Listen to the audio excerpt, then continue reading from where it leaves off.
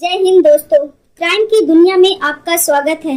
Crime की दुनिया में हम आपके लिए एक नई कहानी लेकर आए हैं दोस्तों। तो चलिए शुरू करते हैं।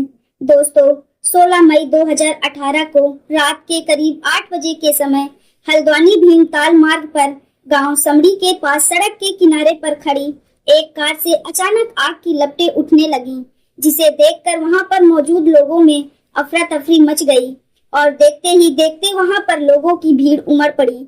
लेकिन घटना स्थल पर मौजूद सभी लोग इस बात को लेकर बहुत हैरान थे कि ना तो उस कार का कोई एक्सीडेंट हुआ था और ना ही जलती हुई कार से किसी की रोने चिल्लाने की आवाज आ रही थी। इसके बाद घटना स्थल पर मौजूद लोगों में से किसी ने फोन करके इसकी सूचना पुलिस को और फायर ब्रिगेड कर्मचारियों को दे दी। लेकिन जब तक फायर ब्रिगेड कर्मचारी वहां पहुंचे तब तक वो कार पूरी तरह से जल चुकी थी। कार से धुआं उठ रहा था। इसके बाद फायर ब्रिगेड कर्मचारियों ने आग बुझाई। कार के जलने की सूचना मिलते ही थाना काठगोदाम और थाना भीमताल की पुलिस भी घटना स्थल पर पहुंच गई। इसके बाद पुलिस ने जब जांच पड़ताल की तो पता चला कि ड्राइवर के पास वाली सीट पर एक व्यक्ति का जला हुआ शव पड़ा है, जो पूरी तरह से कंकाल में बदल गया था। वो लाश इतनी बुरी तरह से जल चुकी थी कि पहचान भी नहीं हो पाई थी कि वो किसी महिला की लाश है या फिर किसी पुरुष की। इसके बाद पुलिस ने घटना स्थल के पास रहने वाले कुछ स्थानीय लोगों से उस कार के बारे में पूछताछ की तो उन्होंने भी यही बताया कि न तो कार से किसी के चीखने की आवाज आई और न ही कार का कोई एक्सीडेंट हुआ है। जब पुलिस को इस घटना के बारे में कोई खास जानकारी नहीं मिली तो पुलिस ने उस लाश को पोस्टमार्टम के लिए भेज दिया। डॉक्टरों ने पोस्टमार्टम करते समय उसका डीएनए सैंपल भी लेकर सुरक्षित रख लिया था। उस कार के बारे में पता लगाने के लिए पुलिस अगले ही दिन जांच में जुट गई थी। पुलिस ने जिले के सभी थानों को इस बर्निंग कार की जानकारी देते हुए पूछा था कि किसी थाने में किसी व्यक्ति के लापता होने की रिपोर्ट तो दर्ज नहीं कराई गई है, लेकिन इससे भी पुलिस को कोई सफलता नहीं मिली। और अब पुलिस के सामने सबसे बड़ी समस्या यही थी कि कार से जो जला हुआ शव मिला था, आखिर उसकी शिनाख्त कैसे की जाए। शव को पोस्टमार्टम के लिए भेजने के बाद पुलिस ने उस गाड़ी की फिर से जांच की तो वहां से पुलिस के हाथ एक छोटा सा सुराग हाथ लगा, यानी मृतक ने जो जूता पहना हुआ था वो ऊपर से तो जल चुका था, लेकिन नीचे का सोल कार से ही चिपक गया था।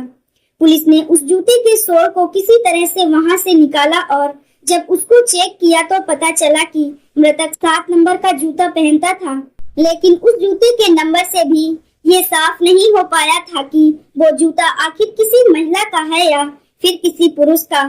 इधर पुलिस जांच पड़ताल में जुटी हुई थी और उधर अगले दिन यानी 17 मई को सामिया लेक सिटी रुद्रपुर सिटी निवासी नीलम सुबह के समय रुद्रपुर कोतवाली पहुंची। उसने पुलिस से कहा कि उसका पति अवतार सिंह कल से लापता है। नीलम ने पुलिस को बताया कि कल शाम से उसका मोबाइल भी बंद है।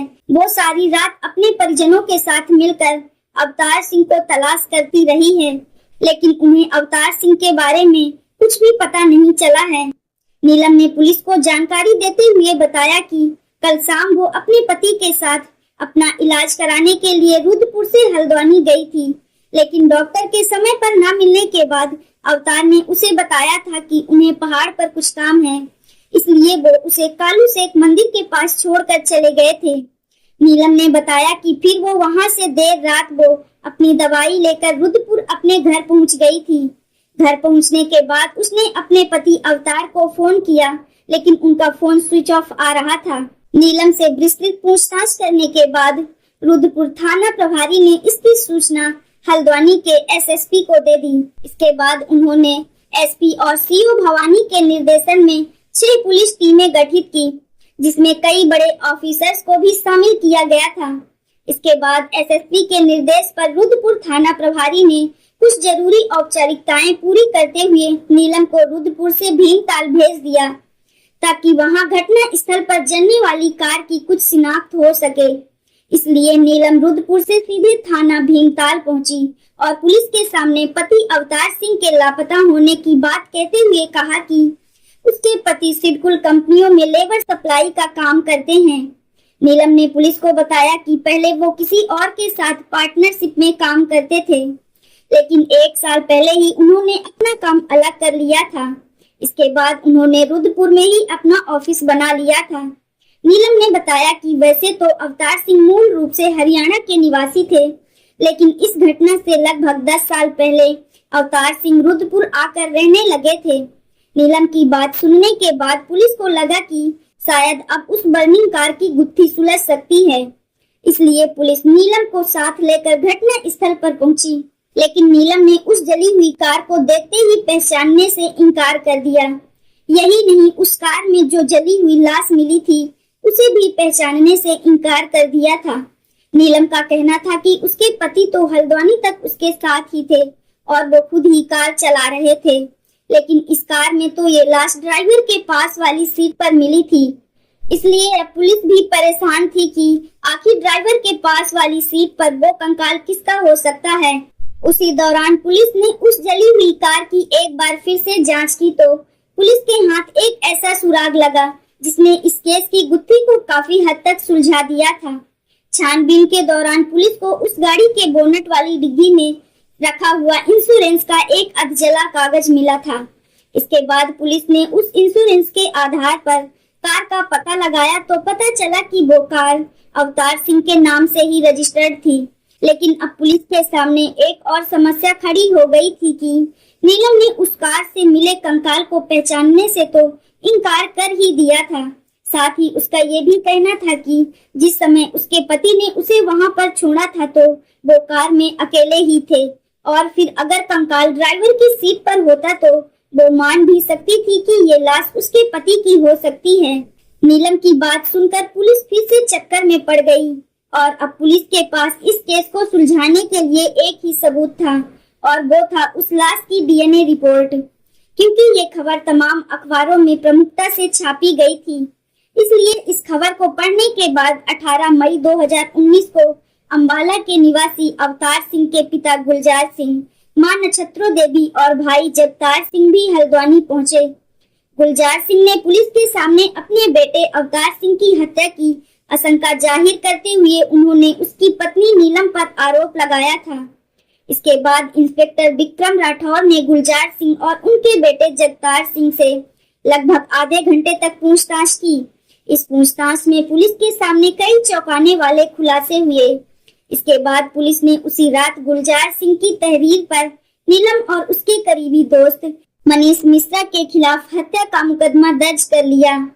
इन सब कार्यवाही से निपटने के बाद पुलिस ने इस मामले की तह तक पहुंचने के लिए उसके परिजनों से पूछताछ करनी ही उचित समझी, क्योंकि अवतार सिंह के पिता और भाई के बयानों से पुलिस को विश्वास हो गया था कि ये कोई हादसा नहीं है, बल्कि ये तो पूरी प्लानिंग के साथ की गई हत्या है, जिसको अंजाम देने के लिए एक बहुत बड़ी साजिश रची गई थी।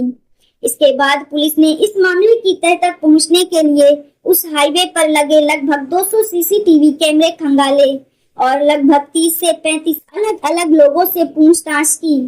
लेकिन सीसीटीवी कैमरे से मिली जानकारी के बाद पुलिस ने अपना ज्यादा फोकस कैमरों पर करना शुरू कर दिया था। इसी दौरान रुद्रपुर से लेकर काठ गोदाम तक सीसीटीवी की जांच में पुलिस के हाथ कई अहम सुराग मिले। जांच के दौरान पुलिस को उस कार में आगे वाली दोनों सीटों पर 2 लोग बैठे हुए दिखाई दिए, लेकिन सीसीटीवी में उन दोनों की तस्वीर साफ नजर नहीं आ रही थी, जिसके कारण ये पता नहीं चल पा रहा था कि उस कार को कौन चला रहा था और उसके पास वाली सीट पर कौन बैठा हुआ था। लेकिन सीसीटीवी फुटेज देखने के बाद पुलिस इतना तो जान चुकी थी कि उस कार में बैठे हुए 2 व्यक्तियों में से एक जरूर हत्यारा ही रहा होगा। इसके बाद पुलिस ने उस दूसरे व्यक्ति का पता लगाना शुरू किया जो कार जलने से पहले ही वहां से गायब हो गया था। साथ ही पुलिस ने नीलम की हकीकत जानने के लिए उसके मोबाइल को भी सर्विलांस पर लगा दिया था। उसी दौरान पुलिस ने मृतक अवतार के घर से उसके कुछ महत्वपूर्ण कागजात अपने कब्जे में लेते हुए उनकी बारीकी से जांच की तो पता चला कि अवतार ने घटना से 15 दिन पहले ही 50 लाख रुपए का टर्म इंश्योरेंस लिया था, जिसमें उसने अपनी पत्नी नीलम को ही नॉमिनी बनाया था। और इससे पुलिस को लग रहा था कि कहीं ऐसा तो नहीं है कि इन 50 लाख रुपयों को हड़पने के लिए नीलम ने ही अपने पति की हत्या करवाई हो। इसके बाद पुलिस को पता चला कि सामिया लेक सिटी में स्थित अवतार सिंह का फ्लैट भी उनकी पत्नी नीलम के नाम पर ही था। उधर पोस्टमार्टम रिपोर्ट ने भी पुलिस अधिकारियों को चौंकने पर मजबूर कर दिया था, क्योंकि पोस्टमार्टम रिपोर्ट के अनुसार मृतक की मौत जलने से पहले ही हो चुकी थी। रिपोर्ट से ये भी पता चला कि मृतक की सांस की नली बिल्कुल साफ थी, जबकि अगर कोई इंसान आग में जलकर मरता है तो उसकी सांस की नली में धुएं या कार्बन के अंश जरूर मिलते हैं, जबकि कार से बरामद हुई लाश की सांस की नली में से कुछ नहीं मिला था। और इससे साफ हो गया था कि अवतार सिंह की हत्या करने के बाद उसकी लाश को कार में जलाकर हादसे का रूप देने की कोशिश की गई थी। इधर नीलम का मोबाइल सर्विलांस पर लगाने के बाद पता चला कि नीलम के फोन की कॉल डिटेल्स में एक ऐसा नंबर है जिस नंबर पर नीलम दिन में सबसे ज्यादा बातें करती है। पुलिस ने जब उस नंबर का पता लगाया तो पता चला कि वो नंबर मनीष नाम के व्यक्ति का है, जो नीलम के पड़ोस में ही रहता है। क्योंकि मृतक अवतार के पिता ने पहले ही नीलम और मनीष के खिलाफ हत्या की रिपोर्ट दर्ज करा रखी थी, इसीलिए नीलम के साथ मनीष का नाम जुड़ते ही पुलिस ने फिर से रुद्रपुर पहुंचकर मृतक अवतार सिंह के पड़ोसियों से पूछताछ की। वहां से पुलिस को इस बात की पुख्ता जानकारी मिली कि मनीष और नीलम के बीच काफी समय से प्रेम प्रसंग चल रहा था, जिसको लेकर अवतार और उसकी पत्नी नीलम में अक्सर झगड़ा होता रहता था। इसके बाद पुलिस ने नीलम से पूछताछ करने के लिए उसे अरेस्ट कर लिया। इसके बाद उससे पूछताछ की गई। पूछताछ के दौरान नीलम ने पहले तो पुलिस को गुमराह करने की कोशिश की, लेकिन जब पुलिस ने कड़ाई से पूछताछ की तो नीलम ने अपना जुर्म स्वीकार कर लिया। लेकिन उसने इस हत्याकांड की जो वजह बताई उसे सुनकर पुलिस वाले भी हैरान रह गए। दरअसल मृतक अवतार सिंह हरियाणा के अंबाला कैंट थाना क्षेत्र के गांव गाजीपुर के रहने वाले गुलजार सिंह का बेटा था। कई साल पहले अंबाला कैंट थाना क्षेत्र में ही अवतार सिंह के भाई जगतार सिंह एक केमिकल फैक्ट्री चलाते थे। उस समय अवतार सिंह भी अपने भाई के साथ ही फैक्ट्री के काम में हाथ बटाता था। उसी दौरान अवतार की मुलाकात नीलम से हुई। नीलम बागेश्वर जिले के करौली गांव की रहने वाली थी। नीलम काफी खूबसूरत थी, इसलिए अवतार सिंह उसकी खूबसूरती पर मर मिटा था। फिर उन दोनों के बीच बातचीत शुरू हो गई और फिर बात दोस्ती से शुरू होकर प्यार तक पहुंच गई। इसके बाद उन दोनों ने शादी करने का फैसला कर लिया, लेकिन इस शादी के लिए उन दोनों के घर वाले राजी नहीं थे, इसलिए उन्होंने अपनी मर्जी से ही शादी कर ली थी। शादी के करीब 1 साल बाद नीलम ने एक बेटी को जन्म दिया।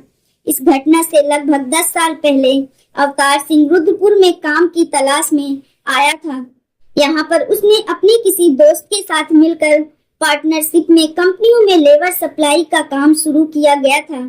कुछ दिनों बाद ही उनका काम अच्छा चलने लगा था। इसके बाद अवतार ने 2 साल पहले रुद्रपुर में ही अपना अलग काम करना शुरू कर दिया था और वहीं पर उसने अपना ऑफिस भी बना लिया था। बाद में अवतार सिंह ने रुद्रपुर में ही अपना मकान भी बना लिया। अवतार सिंह के घर के सामने ही मनीष मिश्रा का मकान था। मनीष मूल रूप से उत्तर प्रदेश के प्रयागराज जिले के गांव नंदू फूलपुर का निवासी था। वो करीब 2 साल पहले ही रुद्रपुर आया था। मनीष शादीशुदा था और 2 बच्चे का बाप भी था, लेकिन उसकी पत्नी और बच्चे प्रयागराज में ही रहते थे। वो रुद्रपुर में अकेला ही रहता था। मनीष ने रुद्रपुर में सिक्योरिटी एजेंसी ऑफिस खोल रखा था। वो रुद्रपुर की फैक्ट्री में सुरक्षा गार्ड लगाकर उनसे अच्छा खासा कमीशन कमा लेता था।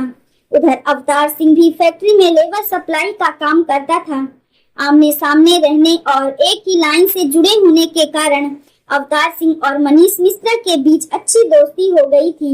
उनका एक दूसरे के घर आना जाना भी हो गया था। अब नीलम और मनीष के बीच प्रेम प्रसंग शुरू हो गया। उनके बीच संबंध इतने गहरे हो गए थे कि उन दोनों ने अवतार सिंह की गैर मौजूदगी में बाहर भी घूमना फिरना शुरू कर दिया था। यानी मनीष अपने दोस्त के साथ दोस्ती में दगा करते हुए उसकी पत्नी के साथ अवैध संबंधों में रहने लगा था। और जब कभी भी अवतार किसी काम की वजह से बाहर जाता था तो उस रात मनीष नीलम के घर पर ही रहता था, क्योंकि अवैध संबंधों का खेल छुपाने के बाद भी ज्यादा दिनों तक नहीं चलता। इसलिए किसी तरह से उसके संबंधों की भनक अवतार को भी लग गई थी। उसने इस बारे में पत्नी से पूछा तो नीलम ने कहा कि उसके और मनीष के बीच ऐसा कुछ भी नहीं है।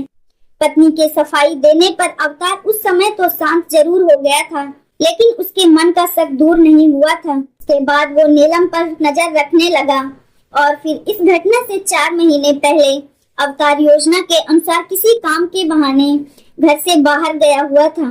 तभी नीलम ने मौके का फायदा उठाते हुए अपने प्रेमी मनीष को घर पर बुला लिया, लेकिन तभी कुछ देर बाद अवतार वापस घर लौट आया। उस समय मनीष उसके घर पर ही था। मनीष को अपनी पत्नी नीलम के साथ देखकर अवतार का खून खौल उठा। उसी दौरान उन दोनों में हाथापाई भी हो गई थी। इतना ही नहीं, अवतार ने मनीष को डराने के लिए अपने पिस्तौल की नाल उसके मुंह में डालकर उसे अपनी पत्नी से दूर रहने की धमकी दी। इसके बाद अवतार ने पुलिस को फोन करके अपने घर बुला लिया और मनीष को पकड़कर पुलिस अपने साथ ले गई। इसके बाद पुलिस चौकी में बैठकर उन दोनों के बीच सुलह करा दी गई। उसी दौरान अवतार ने पुलिस के सामने ही मनीष को अपने घर पर न आने की बात कही। मनीष ने भी वादा किया कि वो आइंदा उसके घर पर नहीं जाएगा। फैसला हो जाने के बाद मनीष अपने घर तो चला गया था, लेकिन उसके मन में उसी दिन से अवतार सिंह के प्रति नफरत की आग पैदा हो गई थी। मनीष ने मन ही मन सोच लिया था कि वो किसी भी तरह से अवतार से अपने अपमान का बदला जरूर लेकर रहेगा। मनीष जानता था कि अवतार की अपनी पत्नी नीलम से नहीं बनती और वैसे भी अवतार उस समय करोड़ों की संपत्ति का मालिक था। हालांकि नीलम ने अवतार सिंह के साथ लव मैरिज की थी, लेकिन उसकी पत्नी संपत्ति को देखकर वो भी बौखला गई थी। उसके बावजूद भी वो अवतार सिंह से अच्छे से बात नहीं करती थी, जबकि अवतार नीलम से बहुत प्यार करता था। उसने अपना घर भी बहुत आलीशान बनवाया था। इसके अलावा हरियाणा में भी उसके नाम पर काफी संपत्ति थी। खैर, पुलिस चौकी में हुए फैसले के बाद मनीष ने कुछ दिनों के लिए नीलम से मिलना जुलना बंद कर दिया था, लेकिन उन दोनों के बीच फोन पर बातें होती रहती थी। उसी दौरान मनीष ने नीलम के साथ मिलकर अवतार को रास्ते से हटाने की बात कही तो नीलम भी तैयार हो गई। इसके बाद उन्होंने अवतार सिंह की हत्या की प्लानिंग शुरू कर दी और फिर मार्च 2019 में उन्होंने इस हत्या को अंजाम देने का फैसला कर लिया, लेकिन वो दोनों इस हत्या को अंजाम नहीं दे पा रहे थे। हालांकि मनीष जानता था कि अवतार सिंह को रास्ते से हटा देने पर वो करोड़ों का मालिक बन सकता है। इसके बाद मनीष मिश्रा ने अपने एक दोस्त अजय यादव को अपने इस खूनी प्लान के बारे में बताया। अजय यादव जौनपुर जिले के दौलतिया गांव का रहने वाला था। मनीष ने इस हत्याकांड में उसे साथ देने को कहा तो अजय भी उसका साथ देने के लिए तैयार हो गया।